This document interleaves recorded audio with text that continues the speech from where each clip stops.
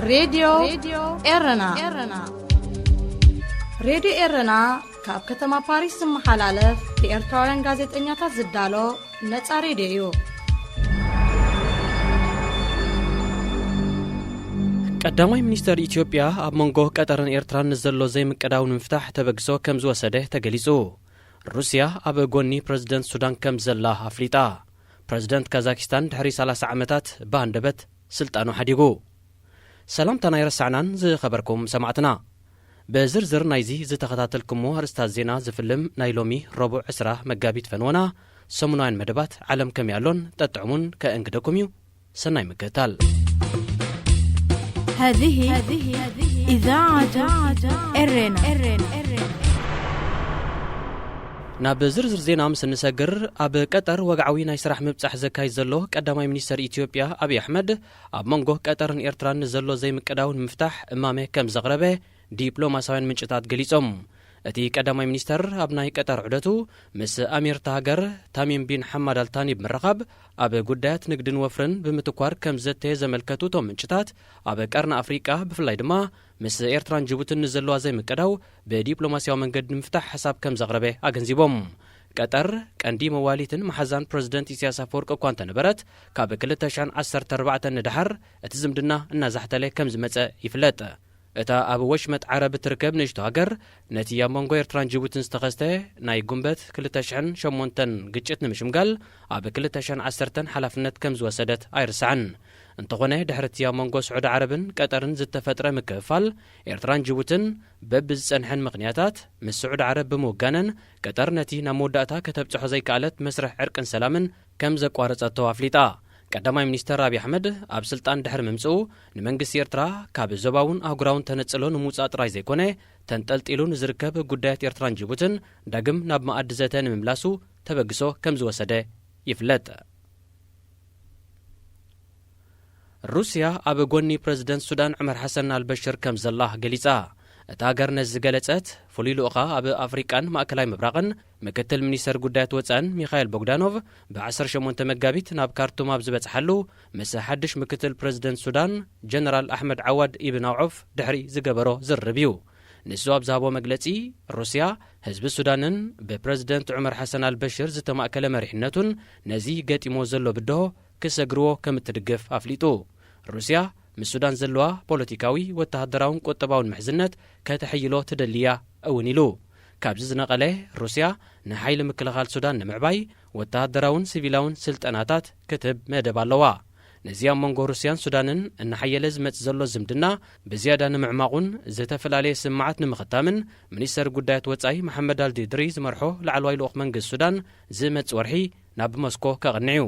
ኣብ መንጎ ሱዳንን ሩስያን ዝጸንሐ ንግዳዊ ልውውጥ ኣብ 2017 ናብ ልዕሊ $350 ሚልዮን ዓሪጉሎ። እዚ ድማ መብዛሕትኡ ኣብ ሸመተ ወተሃደራዊ ጽዋርን ዕደናን ዘተኮረ ምዃኑ ዝተፈላለዩ ጸብጻባት ይጠቕሱ። ፕሬዝደንት ካዛክስታን ኑርሱልጣን ናዛርባየቭ ድሕሪ 30 ዓመታት ኣብ ስልጣን ምጽንሑ ብሃንደበት ክእለ ወሲኑ። ኣብ ማእከላይ ኤስያ ትርከብ ብነዳዲ ሃብታም ዝኾነት ካዛክስታን ድሕሪ ምብታን ሶቪየት ሕብረት ነጻ ሃገር ካብ ዝኾነትሉ ትሒዛ ን30 ዓመታት ብሓደ ፕሬዝደንት እያ ክትምራሕ ጸኒሓ። ወዲ 78 ዓመት ኑርሱልጣን ናዛርባየቭ ቀሊል ዘይኮነ ውሳኔ ወሲደ ዘለኹ ቀዳማይ ፕሬዝደንት ካዛክስታን ክኸውን ህዝቢ ዝሃበኒ ዕድል እዩ ክብል ገሊጹ። ይኹን እምበር ካብ ስልጣን ብሃንደበት ክእለ ዝወሰነሉ ምኽንያት ብዝርዝር ኣይሓበረን። ብመሰረት ቋምቲ ሃገር ምርጫ ክሳብ ዝካየድ ኣብ ቦምበር ባይቶ ጊዜያዊ ፕሬዝደንት ኮይኑ ከገልግል እዩ። ምስ ሩስያ ጥቡቕ ዝምድና ዝጸንሖ ፕሬዝደንት ካዛክስታን ስልጣኑ ብሃንደበት ምሕዳጉ ንመንግስቲ ክረምሊን ኣሻቒሉ ከም ዘሎ ተንተንቲ የመልክቱ። ዝኸበርኩም ሰማዕትና ዜና ኣብዚ ፈጺምና ኣለና። ምስ ተረፈ ትሕዝቶታትና ምክትታልኩም ክትቅጽሉ ዕድሜና እዩ። راديو إيرنا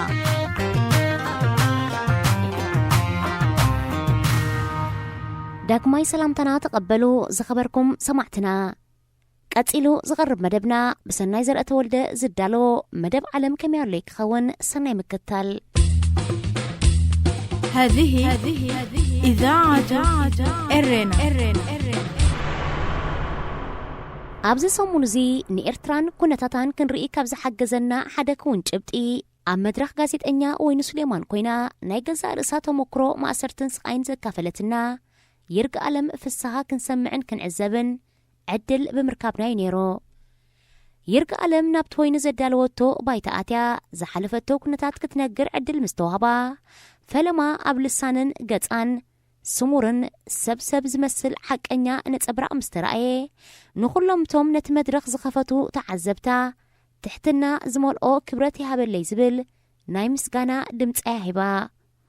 ወይኑ ስሌማን ይርጋዓለም ፍስሓ ጸሓፊትን ገጣሚትን ኢልካ ጥራይ ምግላጻ ብዙሕ ኣኻል ክኸውን ከም ዘይክእል ብዘስምዕ ቃናያ ቀዳማይ ሕቶኣ ጀሚራ። ስለዚ ከዓ ነቲ ዝተረፈ ይርጋዓለም ክትምልኦ ሓዲጋታ። ብስለትን ትሕትናን ይርጋዓለም ፍስሓ ከዓ ካብኡ እዩ ዝጅምር። ጥሪላ ኣነ ከምዚ ክትብል ኣይተሃንደደትን እኳ ደኣ ፈለማ ነቶም ኣብ ኩሉ ጉዕዞኣን መከራኣን ምስኣ ዝቆሙያ ኣመስኪና ንኹሎምቶም ኣብ ፀባ ዘለዉ ኤርትራውያን ዜጋታት ኣዋፅኦ ክህቦም ከዓ ተመንያ። ብድሕሪ እዚያ ብሓፂርን መሳጥን መንገዲ ንነብሳ ከምዚ ክትብል ዝገለጸታ ጽቡቕ ግጥሚ ዝምስጣ ግጥሚ መጽሓፍካ ዝብርሃ ኤርትራዊት ጓል ኣንስተይቲኣ ይርጋዓለም ፍስሓ ኢላ ሰሓቕ ኸቲላ ከዓ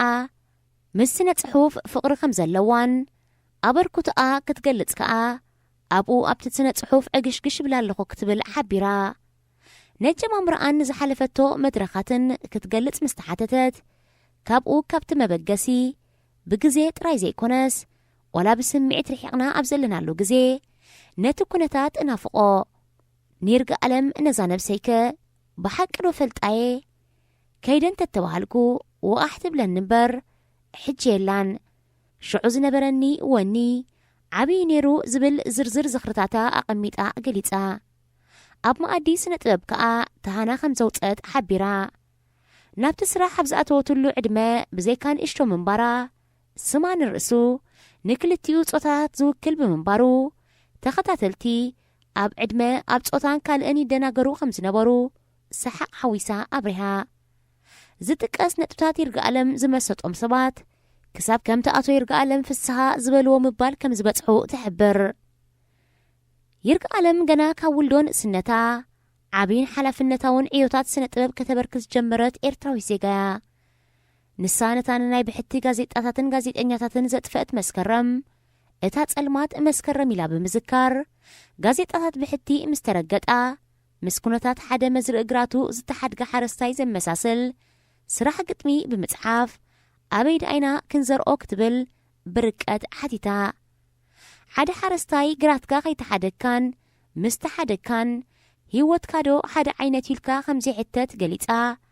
ሓይሊ መልእኽታ ተበራትዕ ምስ ተመክሮ ህዝቢ ኤርትራ ጋዜጣታት ምንባረንን መኻደንን ብዙሕ ትርጉም ኣይነብሮን ዝብሉ ሰባት ኣለዉ ዝብል ሕቶ ወይኒ ምስዓበ ኣነን ካልኦትን ንሳተን ስለ ዝነበራይና እኮ ዕዮታትና ከንህሉ ኽኢልና ምስቶም ከምኡ ዝበሉ ሰባት እናፈለጥካ ከም ምጽያቕ ዝገብሮ ነገር ስለ ዝኾነ ምስኣቶም ክወራረድ ኣይደልን ብምባል ናታተን ምጥፋእሲ ሕቆን ኣባድኣ ሰይሩና ብምባል ምረት ቃንዝኣ ኣርያ። ይርጋዓለም ፍስሓ ብዘይካ ናይ ግጥምን ካልእ ስነ ጥበባዊ ጽሑፋታን ብትምህርትን በቲ ኣብ ስነ ጥበብ ዘጥረየቶ ፍሉይ ክእነትን ተሰንያ ን5 ዓመታት ዝኸውን ግዜ ኣብ ሬድዮ ባና ትምህርትን ዓበይቲ ከም ጋዜጠኛ ኮይና ሰሪሓያ ንሳ ኣብቲ ንትምህርቲ ጥዕና ሕርሻን ካልእ ንሕብረተሰብ ዘገድስ ነጥብታትን ዘተኮረ ማዕከን ንዝሰርሓቶ ስራሕን ኣብኡ ዘሕለፈቶ ግዜን ጥዑምን ሞያዊ ዕግበት ዝነበሮን ከም ዝነበረ ብሓበን ትዝክር። ብንእሽቶኣ ኣብ ግጥምን ጽሑፍን ዝኣተወት ይርጋዓለም ጋዜጠኛ ኮይና ንህዝባ ምግልጋላ ከዓ ክሳብ ክንደይ ብእዋኑ ንህዝባ ኣብ ምግልጋል ከም ዝተጸምደትን ዘድምዐትን ዘርእዮ።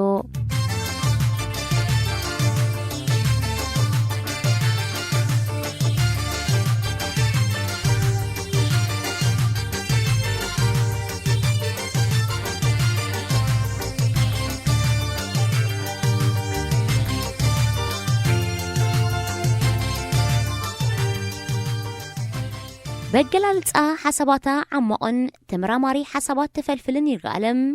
ቅድሚ ሕጂ ንግጥምታታ ብመልክዕ መጽሓፍ ጠርኒፋ ኣብ ኤርትራ ክትሕትም ከም ዝፈተነትን ፈለማ እታ መጽሓፋ ድሒራ ኸኣ ንሳ በዕላ ይርግኣለም ከም ዝተኣስራ ይርግኣለም ሎሚ ካብ ቤት ማእሰርቲ ወፂኣ ከም ዘላ እታ መጽሓፋ ግን ገና ሕይርቲ ምህላዋ ትገልጽ ግጥሚ መዓስ ትገጥም ክትሕብር ከላ ኸኣ ሓደ ነገር ክትብል ከላ ብግጥሚ በልዮ ስለ ዝመጻ ኣብ ከምኡ ግዜ ከም ትገጥም ተረድእ ኣብቲ ናይ ማእሰርቲ ግዚኣ ምስ ነብሳ ምስ ሜላን ኣርእስን ግጥምታታ ብዙሕ ኣሰንቲና ክትሓስብን ክትምርምርን ትግደድ ከም ዝነበረት እውን ትነግር ኣነ ሳብ ከምዚ ኩነታት ዘለኹ እንታይ ስለ ዝኾንኩ የላ ንነብሳ ትሓተሉን ክሳብ ግርህቲ ስለ ዝኾንኩ ደ ዝብል ነጥቢ ከይተረፈት በጽሕ ምንባራን ከኣ ትሕብር ወይኑ ስሌማን ንልክዕ ኩነታትን መግለጽን ይርግኣለም ፍስሓ ክትገልጽ ክትጋደል ከላ ካብ ዝሃበቶ ልክዕን ጽቡቕን መግለጺ ሎሚ ምስ ይርግኣለም ኮፍ ኢለ ዘለኹ ነቲ ጸልማት ከዘክር ዘይኮነስ ንሓቦን ዓወትን ይርግኣለም ከርእየላ ልክዕ ብልክዕ ንሱት መግለጺ ሎሚ ሓይሊ ኣምላኽ እውን ተሓዊስዎ ይርግኣለም ዛንታ ክትነግርን ብኦፒላ ኸኣ ህልው ኩነታት ሃገርናን ክግበር ዘለዎ ዓመታትን ከተብርህ ዕድል ምርካባ ምርቓ እኳ እንተኾነ እዚ ግዜን መድረኽን ዝግን ብዓቢኡ ከም ዝለዓለ ዓወት ይርግኣለም ይገልጽ ምባል ብዙሕ ምግናን ዘለዎ ነገር ኣይኮነን ን6 ዓመታት ኣብ መሪር ማእሰርቲ ጸኒሕካ ምስ ኩሉ ኣእምሮኻ ሰሪርካ ምውፃእ ንርእሱ ብርታዕ ዘርእዩ ነቲ መሪር ግዜ ክሳብ በዋዛ ዝሕለፈሉ ግዜ ምንባሩ ዝጠቐሰት ይርግኣለም መራሒ ሃገር ንእሱራት በፂሑ ሓቂ ኸጻር ኸሎ ን8 ዓመታት ዝተኣስረ ንምንታይ ከም ዝተኣስረ ሓቲቱ ብዘይገበን ምዃኑ ምስ ነገረ ናይ ሓንቲ ዘይገበረን ዘይበዓል ገበን ደኣ 8 ዘይኮነ 5 እንዲሉ ዝብል ንዋዛ ዝዓለመ ምንዞታት ሰሓቕ ንመሪር ግዜ መጋደሊ ዋዛ ነይሩ ትብል ኣብ ኤርትራ ኣውራ ዝበኸረ ነገር ሕጊዩ ዝብል እምነት ዘለዋ ይርግኣለም ፍስሓ ገለ ሰባት ብገርህን ኣብ ኣውራ ነጥቢ ዝግባእ ትኹረት ብዘይምውሃብን ምስ ተኣሰርኩምሲ ፈጺምኩም ዲኹም ኣብ ሕጊ ዘይቀረብኩም ኢሎም ስለ ዝሓተትዋ ኣዝዩ ከም ዘስተንከራ እቲ ሕቶ ንኽሕተት ብቕዓት ከም ዘይብሉ ኣብሪሃ ስለዚ ኸኣ እዚ ኩሉ ዝካየድ ዘሎ ኣውያትን ጻውዒትን ኣብ ኤርትራ ሕጊ ክትከል ኩሉ ነገር ከኣ ብኡ ክኸይድ ዝግበር ዘሎ ስለ ዝኾነ ነዚ ነጥብዚ ልቢ ውዲቕና ክንፈልጦን ንህላዊኡ ኣበርቲዕና ክንሰርሕን ከም ዘለና ኣዘኻኺራላ ንእስነተይ ሞይትኒ ትብል ግጥማ ቦይኒ ምስ ተረቑሐት ትፅቢት ብዙሓት ኣብ ሓንቲ ጓል ኣንስተይቲ ክሳብ ክንደይ ናብ ዝተፈላለየ ትርጉማት ከም ዝምጠጥ ገሊጻ እቲ ትፅቢትን ጽዕነትን ክሳብ ጾታኻ ዘረስዕ ዝኾነሉ ግዜ ከም ዝረኣየት እቲ ኩነታት ከኣ ዝያዳ ኣብ ናይ ማእሰርቲ ግዚኣ ከም ዝተጋህደ ሓቢራ ኣብ ግዜ ማእሰርቲ ንሳ ንበይና መርመርትን በትሮምን ከኣ በትስግር ኣብ መሪር ግጥም ህይወት ከም ዝኣተወት ንሳ ንበይና ንመርመርትን ኣባትሮምን ብግብርን ብሓሳብን ክትገጥም ዓቕሚ ኣብ ትበርትዓሉ እዋን መርመርትን ኣባትርን ብፍላይ ከኣ በትሪ ዝርያ መርመርቲ ሒዙ ኣንጻራ ደው ኢሉ ከም ዝወፅእ ብምረትን ብዝኽርን ተቐንዝያ ግን ከኣ ተፈሲሓ ዘኪራ ኣብ ጸቢብ እሞ ከኣ መሸፈኒ ማስኪራታት ተጠቂሞም ዘካይድዎ ዘይሰብኣዊ መግረፍቲ ዝኾነ ብድዕታት ክገብሩ ከለዉ መልሲ ሲኢንካ ዘይኮንካስ ተራ በትሪ ኣብ ትግጥም ዘኪርካ መግረፍትኻን ብድዕኻን ጥራይ ክትጎስሞ ትግደድ ትብል ምሒር ልቦናኣ ብምዕባይ ከኣ ሎሚ ንኹነታት እከለ ከም ዝገይሩኒ እከለባ ኣብ ዝብል ትርጉም ዘይብሉ ወቓስን ምቕያምን ክንኣቱ ብልሒ ከም ዘይኮነ ጸገምና ምስ ውልቀ ሰባት ዘይኮነ ምስቲ ስርዓት እዩ ትብል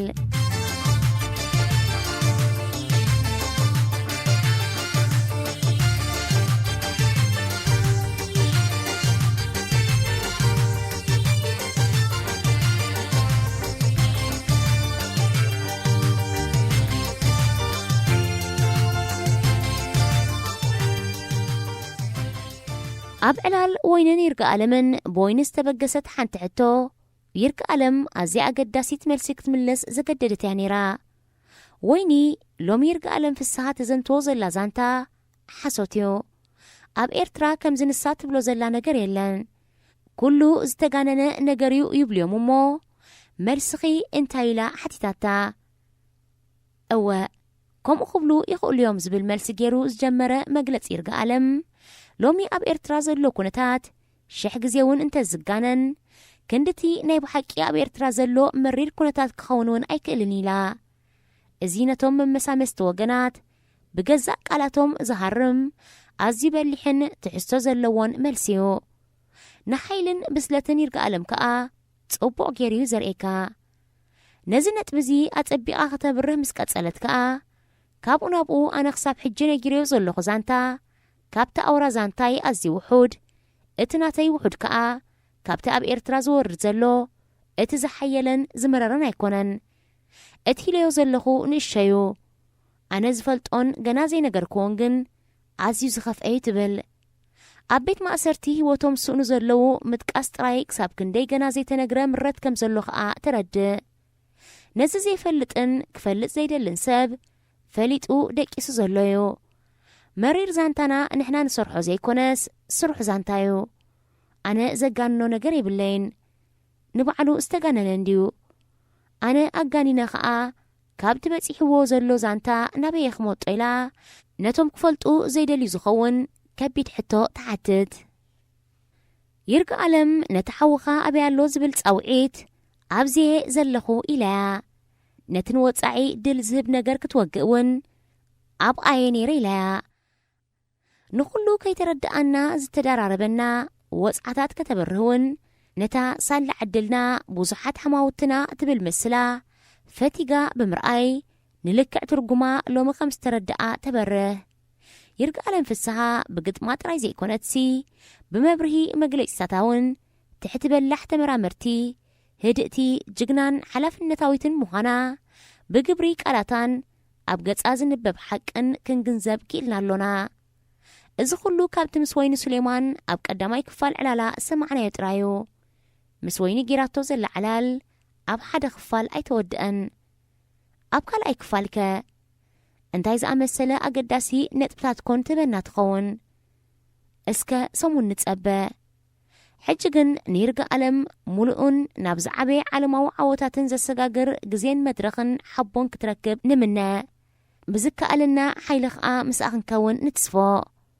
ነቲ ናብ ዝጸጋዚ ዘብጽሓ ኣምላኽ ከም ወትሩ ምስኣ ኾይኑ ኣስተማቓሪት ፍረ መሪር ቃንዛታታ ዝኾነ ዓወት ክትከውን ከዓ ብልቢ ንምነን ንጽልን ይርግኣለም ኮርዒዳ ኢኺ ከም ኩሉ ግዜ ከዓ ብኣኺ እኾርዕን ንኾርዕን ኣጆኺ ምሳኽሎና ብዓቢኡ ከዓ ኣምላኽ ኣይሓድገክን እዩ ብሰናይ ዘርእተ ወልደ ዝተዳለወ መደብ ዓለም ከመይ ኣሎ ኣብዚ ይዛዘም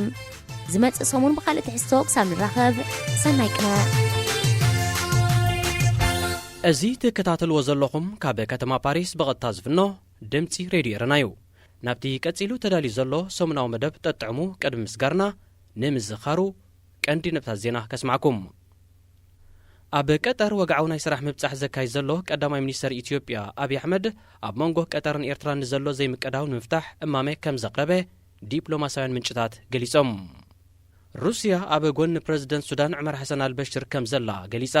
እታ ሃገር ነዚ ገለጸት ፍሉይ ልኡኻ ኣብ ኣፍሪቃን ማእከላይ ምብራቕን ከምኡ ድማ ምክትል ሚኒስተር ጉዳያት ወፃእን ሚኻኤል ቦግዳኖቭ ብ18 መጋቢት ኣብ ካርቱም ኣብ ዘካየዶ ምብጻሕ እዩ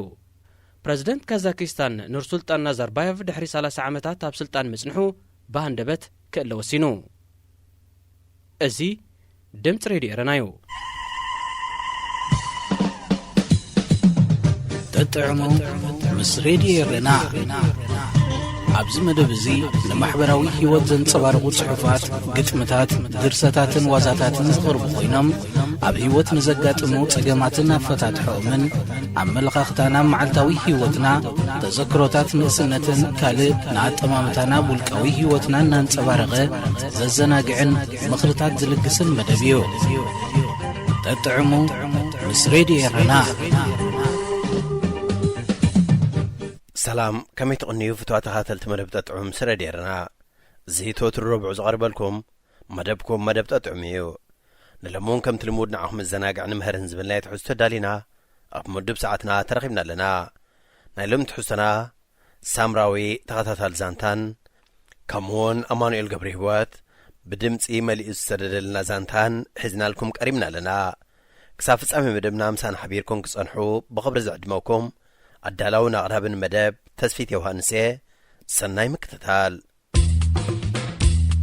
هذه إذاعة إرنا ሳምራዊ ተኸታታሊ ዛንታ ብተስፊት ዮሃንስ ምዕራፍ 1 ቁጽሪ 5 ከም ሰብ ንምንባር ዝሓተካ ውረደይብ ቀሊል ከም ዘይኮነ ነፍሲ ወከፍና ኣብ ጉዕዞ ህይወትና ስለ ንሪኦ መን መረዳእታ ክጥይቕ ይኽእል ዝነብር ምህላው መረጋገጽ ዘድልዮ ግን ኣበይ ክሳኣነ ኢሉ ዓለም ናይ ትካዘ መድረኽ ቀይሮም ብምስቲ ምሳልን ምቑዛምን ዝሓልፍዋ ኣበይ ውሑዳት ኮይኖም ፈገግታ ፈጺሙ ዘይረአዮም ዘሕለፍዎ ዘይብሎም ክንሶም ብሕሉፍ እናስተንተኑ ጓዓዙ ፍወስ ኣእምሮ የድልዮም ኣሎ ትርጉም ምንባር ዝምህሮም ህይወት ከም ዘይትድገም ዘዘኻኽሮም ዓቕሚ ከም ዘለዎም ዘእምኖምን ራእይታት ክትሰርዑ መንፈሶም ዝሓድስ ምንቕቓሕ ዝገብረሎም ሰብ ክምደበሎም እንተዝኽእል ፍልሊ ፀሓይን ወርሕን ክስወጦም ምኽኣለ ሰብ ኣብ ገዛእ ህይወቱ መራሕ ገዛእ ርእሱ ክኸውን እንተዘኪኢሉ ፍቓድ ውሽጡ ኸተግብር ዕላማ እንተዘይብሉ ድማ ትርጉም ሎምን ጽባሕን ከይፈላለየ ጓዓዝ ኣሎ ኣብቲ ኸዕንብበሉ ዝግባእ ወቕቲ ጸምለውለው ይብል እዚ ሳምራዊ ድሕሪ እቲ ንኣስመረት ሓፍቱ ዝደቀሰ መሲሉ ዋዒንቱ ምኽዳኑ ዝተቐላቐሎ ሓሳብ እዩ ሳምራዊ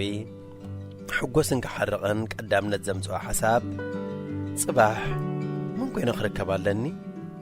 እብል እሞ ጽንሕ ኢሉ ድማ ኣረ ጽባሕ እንታይ ይፈልጣ ምህላወይን ዘይምህላወይን ዘይረጋገጸትለይ መዓልቲ ዘናፍቕ ምኽንያት የብለይን ሎሚ ግን ሰምራዊ ክኾን ኣለኒ ሰላም ክርሕቀኒ የብሉን እወ እቲ ብገዛእ ርእሰይ ከጥፍኦን ክዕቅቦን ዝኽእል ውሽጣዊ ሰላመይ ካባይ ክርሕቕ የብሉን ንሕልምታተይ ከም ሰብ ኮፍ ኣቢለ ኸዘራርቦም ኣለኒ ካብ ነብሰይ ዝቐርብ ፍጡር እኮ የብለይን ኣደይ ባ ቅድሚ ነብሰይ ኣትርእየኒ ኣደይ ሓላል ላዕልን ታሕትን ክትብል ምስ ናብራ ትቃለስ ዘይትሕለል ፍጥረት ቁዛምኣን ሕሰማን ከሳጉግ ዝግባአና ኣነየ ኣደይ ብርግጽ ክትስሕቕ እያ ሓደ መዓልቲ ርጊ ኢላ ንሕሉፋ ብዓይኒ ዝኽሪ ሕልፍ ሕልፍ ክትብለያ ኣብ ገለ ክትጉሂ ኣብ ገለ ክትስሕቕ ኣብ ገለ ድማ ሞራላ ዝጐድእዋ ሰባት ቅጅል ክብልዋ እዮም ግና ሕድገት መናብርታ ስለ ዝኾነ ኣሽነቶም ከስሕቓዩ ሞራል ካልኦት እናጐድኡ ይነብሩ ኸይህልው ግን ስክፍታ ክስማዓዩ ፈጣሪ ክገበር ብሩኽ ሓዊ ሂብዋ ደቂ ደቁ ዝረአየ ሰብኣይ ክንሱ ከምዛ ቖልዓ ክትገንሖ ኸላ ትኺኢሉ እኳ ገጻ ንምርኣይ ኣይደፍርን ኣኰይ በያን ኩትሩ ወዒት ዓዲልዎ እምበር ክፍኣት ዝበሃል የብሉን ምስ ካልኦት ዝሓረቐቶ ኣብኡ ተውፅዖ ደጊሞም ዝዛረቡ ኾይኖም ዘይስምዑኻ ጊዜ ኣሎ መልስ ኢሉ ግን ለምለም ሓፍተይ ስዋ ኣለክዲ ይብላ እሞ ኣደይ ድማ እቲ ክትገንሖ ዝጽንሐት ትርስዖ ድያ ወይ ልሙድ ወሲዳቶ ንኹሉ ግድፍ ኣቢላ ኮፍ እስከበላ እንታ ኮፍ እስከበላ ዓርፍ በጃ ኸይደካ እግራኻ ኸ ማይ ክዓወሉ እሞድሓን ጽንሕ ኢላ ድማ እቲ ዘድልዮ ቕርብርብ ተብለሉ ብረገጽ ፍቕሪ ሕውነት ምክኣል ምትሕልላይ ይምህሩን ኣለዉ እናበለ ኣብ መንጎ ንብዓት ጀረብረብ ከም ዘበለ መተርኣሱ ጠሊሉ ምስ ተሰምዖ ተረዲእዎ ዘኽትምና ብላሽ ባለብ ውሽጡ ቀጺሉ ድማ ወዲ ሰብ ንኽነበር መንዩ ማይን መግብን ኣየርን ጥራይ እኹል እዩ ዝበለ ህላወ ወለዲ ኣብዚ ኸኣቱ ኣለዎ ሰንፍላል ኮይንካ ገጽ ሰብ እናረኣኻ ብሽቑራርኽ ኣብ ምዕባይ ዝኸፍእ እንታይ ኣሎ ኣደይ መስኪን ኣብታ ዘይንፈልጣ ጽባሕ ክትሕጐስ ምዃና እሙንቶ ኣለዋ ግን ከዓ ሕሻ ሕሰን ብሻቑሎት ጽባሕ ካብ ዝውነን ሰሓቕ ብዘለዋ ትናፍቕ ጽባሕ ምጽባይ ሓይሽ ንነብሱ ደጋጊሙ ቓል ዝኣትወላ ካብሎም እንዳሓረር ኣይማርርን እየ እቲ ዝኸውን እዩ ዝኸውን ምሽ ኢሉ ፀሓፋይ ስለዚ ንዝገጠመኒ ቅቡል ክወስደ ንነፍሰይ ሓይልን ረአን ክህልዋ ደው ክብለላ ኣለኒ ዝብለሉ መዓልታት ውሑድ ኣይኮነን። ሳምራዊ ኣብታ ለይቲ ነገረነት ዓይኖም ኣብ ሓሳቡ እናመላለሰ ከስተንቱ ነፈተነ ባሕውሪ ትነብር ኣላ ኣይኮነን ጽባቐ ምንባር ጽባቐውን ኣዕርያ ክትፈልጥ ኣይከኣለትን ግን ክትበራበር ኮይ ዘለዋ ኣስሚር ሓፍተይ ሒዛትን ንኽትከይድ ከላ ዝነግራ ነገር ክህልወኒ ገና ሰለም ከየበለ መሬት ወገግ በለት ደወል ቤተ ክርስቲያን ተደወለ ኣስመረህት ድምፂ ሰሚዓ ቅዳሴ ክትከይድ ሸበድበድ በለት ሳምራዊ እንተሰኸይደቀሰን ሓዲሩ ኢላ ገሚታ እንተስከዕርፍ ደልያቶ ከተተሶይ መረጸትን ገዝኦም ኣብ ፊት ቤተ ክርስቲያን ኮይኑ ነታ ብቐትሪ መጻወቲ ቖልዑ ኣብ ዓጋ ግዜ ድማ ጐምቦለ ክስሕቁላ ዘምስዩ ቕርዓት ክትሰገር ዝወስደላ ጊዜ 5 ደቓይቕ ኣይከውንን እዩ ወይዘሮ ለምለምን ሰዓት ክጽበያ ግዲ ጸኒሐን ድሮ ተበራቢረን ነበራ ቅድሚ ምድቃሰን ከመይ ከም ዝገብራ ይተዘራረባን ኣትደ ንስኽ ደኣ ዘይትጸንሒ ኣይ ንኮ እንታይ ዝመጽእ ጋሻ ኸህሉ ኢሉ እምበርከቲ ስላሰና ደይኮነን ትቕዳሰሲ ደቂሰ ኸርፍድ ንዕናይ ዳ ዛጓለይ ደሓንኮም እንተኾይኑ ኸዓ ትስልማ ኣቢለ መጽእ እምበር ክብላ ኸልዋ ክዳን ኣውደ ዓመተን ተኸዲነን ነበራ ከጽቡቐልክ ኸዓ እዚ ኽዳን ደኣ ናይ መኣሲ እንዲ ኣስመረት ሓታትየት ሰመራ ሓዊ ኽዝኸደነኒ እንድዮ ጽቡቕ ዝፈልጦ ደኣ ኣሞይ ክብል ጉዳሚ ዝወደይ ሰመረ ማለት ወደው ከኣ ኾይኑ ምስ ኣስመረት ግን ምዕባይን ምንኣስን ስለ ዝኾኑ ብዙሕ ናይ ኣሕዋት ዝኽሪ ዘለዎም ከም ደቂ ሓንቲ ማህፀን እዮም ዝፋቐሩ ሰመረ ንኣምሁ ወይዘሮ ለምለም ኣብቲ ስድራ ቤት ቅድሚ ኹሉ እዩ ዝርአየን ምኽንያት ከኣለዎ ወይዘሮ ለምለም ድሓንቲ ሕዝቶ ኣብ ዝነበረን ጊዜ ደቂ ሓወይ ምስ በልኣ መላሲ ነበረነን እዚ ድማ ኣብ መዘክሩ ሒዝዋ ዓብዩ እሞይ ካብ ላዕሊ ናብ ታሕቲ ወሪዳ ክልተ ግዜ ተራእያ ድማ ይብል ነይሩ ብቖልዑ ናይዚ ብዙሕ ድምርማር ክኸውን ኽእል ከም ቈልዓ ዘይኮነ ከም ዓብ ሰብ ኣጆኹ ይብለን ነይሩ ሰብኣይ ኣስመረት ንስዑድያ ኸይድ ኣብ መንገዲ ስለ ዝሞተ ንዝኾነ ሰብ ንስዑድያ ኸይዱ እንተሰሚዐን ስምባደ ከም ዝፈጥረለን ስለ ዝፈልጥ ኩሉ ነገር እናዕልለን ከሎ ነዛ ነገር እዚኣ ግን ኣይኮነን ክነግረን እሞይ ከይትሰምዕ ሓደራ ኢሉን ስድራ ተላቢዎም ተበጊሱ ጽቡቕ ዕድል ኮይኑ ድማ ብሰላም ስለ ዝኣተወ ቅድሚ ዝኾነ ሰብ ንወይዘሮ ለምለም ንሳምራውን ንኢዮብን ንዳዊት ሓዎምን ሓደ ዓይነት ክዳውንቲ በቲ ናይ ሽዑ ጊዜ ዓዲ ዘህንን ብሪቕሪቕ ፊስካን ቆቢዕን ጫማን ዘማልአ ንሓላፍ መንገዲ ዝስሕብ ክዳውንቲ ልኢኹሎም ወይዘሮ ለምለም ሓዘነን ድቃስ ከም ዘይሂቦ ፈልጦ እኳ እንተነበራ ክሳብ ክንድኡ ዝኣክል ቀዳምነት ሂቡ ኣብ ጐነን ደው ብምባሉ ግን ገረመንን ኣሕበነንን እዚ ኸውን ዘሎ ገና ኣስመረት እውን ንኢዮብን ዳዊትን ሒዛ ከተማ ኸይከደት ከላ እዩ ስለዚ ድማያ ሰመራ ሓውኺ ምስ በልኣ ኣብቲ ንቤተ ክርስቲያን ዝግስግሳሉ ዝነበራ ወጋሕታ ንላዕልን ገዓሪራ ኣምላኽሲ ብኹሉ ይኮነን ዝውፅዓካ እንቋዕካ ንሰመረ ሓወይ ገበረለይ በለት ከም ድላየን ስለ ጨራረቓ ዝመዳለዊ እንታይ ደኣ ንዓ ኽጥራይ ድሰደልኪ ደሓን ክርአኒ እንድዮ እሞ ክንዳይ ዲኸ ክትመጺ ዘይተሓንኪ በቦታና ደኣ ንፍለጥ ማዕረዋ እናተባሃላ እናሰሓቓን ሳምራዊ ብደገ ዓጼኖ ኸዳ ቤተ ክርስቲያን ኣርፊደን ምስ መጽኣ ኢዮብ ብንግሁ ኣውደ ዓመት ከይሓልፎ ኣብ ኣፍ ደገ ገዛ ጸኒሕወን ሳምራዊ ኣዝዩ ደቃስ እኳ እንተኾነ ሽዑ ግን ከይደቀሰ ስለ ዝሓደረ ወጋሕታዩ ድቃስ ወሲድዎ ኢዮብ ብዘይንሱውን መረባዕ ብደገ መፍትሕ ተዓጺ ስለ ዝጸንሖ ብውሽጢ ሰብ ክህሉ ኽእል ኢሉ ክግምት ኣይከኣለን ርኢ ምስ ኣበልኦ ወይዘሮ ለምለም ሓጐሰይ እናበላ ሕቑፍ ኣበልኦ حقوسي دا بريمون ديخا من كود هدركا قوع مصخن تبرهن عيني إنها بلا رؤسنا درزا نافقوتن كوزا خلوها أسمرت معزو خفيتها أنت تسبع كثير كويو إيوب سامراو حويكا كبلنا حسبه أسمرت كتزارب من السمعة بدك عاتي خنو أخير كنسي كساب حجة خمتاز قدف كنو أسأنيحو إلو كرتمي لسحاقه ببعقوقو إيوب حوي مازي هذا دحر مبال سلامتا تلاويتهم ورسهم نعمر ريحة زخيد من مخانو أسمرت حتى أخي ودات دحن أنا خمس أمي بلا إيوب حقو سيدا من كقدمو مس بلاوي زر لملم أنت دنتي مالتك إيه خل جزاهم تبلي من أسود يكونن آي دحن سوس سامرو دا سراح الملأختن زيناتو نتن اشتغل لك مومبر الجاهل لك داوود دا درق عندي سامرو حماق زي اسمعك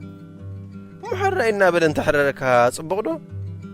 ولا عسكم حاقو سي مؤزز انتخونين بر ناكلت يوم دا تحدب حري حركا تحدب مسوصة زي ملس ما اسين قولي زحقزو دحان زحقزو لمعالت اللوام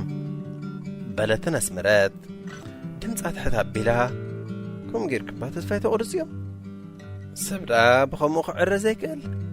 نقول عخات بقالخا نابل كايمبر النابلات تمتن تبلتن قرامة بزمرقوات أمامتها أعينتن تخيلين صنحا كسمعو صنحا كقرمن كم زخالة سلستردات إنها سحقات قوال سينا ديا حمام حرسة مهرا دقيريو مسبلتن قلت أنت تحاحزن سحاق درقحو سامرون إيو بندماها مريحيت كمزو بحنسا بوزو مريحيت زي فلت هلو نادو مريحيت مالات من البات ببخوابيو استفلالي مسأوعي كهلو أخي الخوان أب نقدات ساب كاب استفلالي قد بعدتات كنا قدوز مزوها قايش قداسي دحر مودعو كابيتا كريستيان وتمدك عادي بعد لاي نزوهابو ما قايش حزوم خدمو نتمعالت استدالو الشايد ما باريخوم وجاع كبليو وعلو نفرما معالتي زرعايو خونو خولو بزخنا قات أمون مستدرابيت فلتر كتنحمو نخال نامن كيبول دمايوم مزبط صحوم كيدوم انتا معالتي مستدرابيت زحلفوا ملا لي دما خونوم كيبط حوو كخود زيكولو حوام حفتوم قربا بيت السبب تعدن تلوهم نت خبري ماليوم اب اقامشتهم نام مقربهم زخدو صبر حقوق انت خوينهم دما قربا بيت السبب انت زيبلوم محدري بخبر دالو لهم كبر بهاليو ايوه باقايش حيزهم اتزكولو سامراوي مسحفرهم تراخيبهم بزعبا قد من درامان كعللو سعر محماس حزوهم وعيلو نوح دحرم على لهم صحفوون كصحفوو زحسبوون أعمقهم تما يدلو سامراوي كنقرون زدليو كوكالو عقم حصرا زقن زي ترفيو دما بلا بوشتو أحفير قاب حتصير معالتات زي كنراخب نخقلينا بأكل مالتي بحسابنا قن بحنساب لنا نعينهم كنقرال لني ديابلين قن كفلت أيكالكون مستفلا لناخت نقراد إليكا مستهصبح تبرق صحاي حدش تسفى بهيوتي كبرقيو اتبرهانتي قد سأل برهان كون اللي تسفى قبر نعينهم نعاخان داويتن أزي خمزة فكركم مستير سلازي كونه من قراد ليكم منيو بحسر زبالقن كاب صباح أبزي زهو اللي مسلنن سلازي شاوكب لك عيد ليه أحفرهم قال كوز عيكالن نابي بخمي انت حدش نقر ترغيبو زعبلو حتتات كسعبو اللو كانت ليه قنا ودو نقر نقروس لزنبري بكامو أبسط صبقو يرخبنا تباهي لهم كابتربها تفلاليو هذه إذاعة إرنا. هنا إذاعة إرنا الدولية. فتوات تخطاتلت مدبنا بزقرمنا لكم تحسوا عاجبكم تزانيكم كتكونوا تسفنا قبرنا نايلم تحسنا أبزازمنا لنا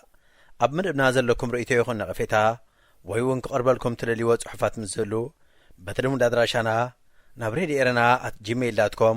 وي رادي إرنا @yahoo.com لكم لأخلنا كبتحنا يو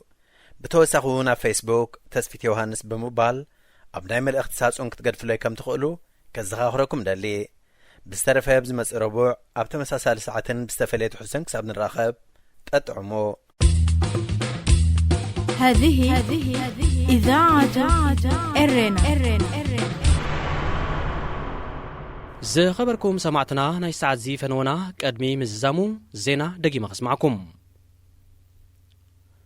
أب قطر وقعو ناي سراح مبصح زكاي زلو قداماي منيستر إثيوبيا أبي أحمد أب منغو قطرن إيرتران زلو زي مقداو نفتح أمامه كم زقربه ديبلوماسيان منشطات قليصهم. أتي قداماي منيستر أب ناي قطر عدتو مس أمير تاهجر تامين بين حمد التاني بمرقب أب قدات نقدن وفرن بمتكوار كم زته زملكاتو تم منشطات أب قرن أفريقيا بفلاي دما مس إيرتران جيبوتن نزلوا زي مقداو بديبلوماسيان من قد مفتح حساب كم زقربه أغنزيبهم. قطر كند مواليتن محزان بريزيدنت إسياس كوانت نبرت كاب 2014 ندحر اتزمدنا ان زحتله كم زمصاي زغلص اتا اب وشمت عرب تركب نشتو هاجر نتي امونغو إيرتران جيبوتن استخسته ناي غومبت 2008 ግጭት ንምሽምጋል اب 2010 حلفነት كم زوسدت ايرسعن انتقونه دحرت امونغو سعود عربن قطرن زتفطره مكفال إيرتران جيبوتن ببصنحن مخنياتات مسعود عرب بموغانن قطر نتينا موداتا كتبصحو زي كالت مسرح عرقن سلامن كم زقارصتو افليطا قداماي منيستر إثيوبيا أبي أحمد أب سلطان دحر ممصو نمنግስቲ ኤርትራ ካብ ዞባውን አህጉራውን ተነጽሎ ንምውጽኦ ጥራይ ዘይኮነ ተንጠልጢሉን ዝርከብ ጉዳያት ኤርትራን ጅቡትን ዳግም ናብ ማዕድ ዘተን ምምላሱ ተበግሶ ከም ዝወሰደ ይፍለጥ። ሩስያ ኣብ ጎኒ ፕሬዝደንት ሱዳን ዑመር ሐሰን አልበሽር ከም ዘላህ ገሊጻ ታገር ነዝ ገለጸት ፎሊሉኻ ኣብ አፍሪካን ማእከላይ ምብራቕን ከምኡ ድማ ምክትል ሚኒስተር ጉዳያት ወጻኢ ሚኻኤል ቦግዳኖቭ ب18 መጋቢት ናብ ካርቱም ኣብ ዝበጽሐሉ ምስ ሓድሽ ምክትል ፕሬዝደንት ሱዳን ጀነራል አሕመድ ዓዋድ ኢብን ዖፍ ድሕሪ ዝገበሮ ዝርርብዩ ንሱ ኣብ ዛቦ መግለጺ ሩስያ ህዝቢ ሱዳንን ብፕሬዝደንት ዑመር ሐሰን አልበሽር ዝተማእከለ መሪሕነቱን ነዚ ገጢሞ ዘሎ ብዶ ክሰግርዎ ከም እትድግፍ ኣፍሊጡ ሩስያ ምስ ሱዳን ዘለዋ ፖለቲካዊ ወተሃደራውን ቁጠባውን ምሕዝነት ከተሕይሉ እያ ትደሊ እውን ኢሉ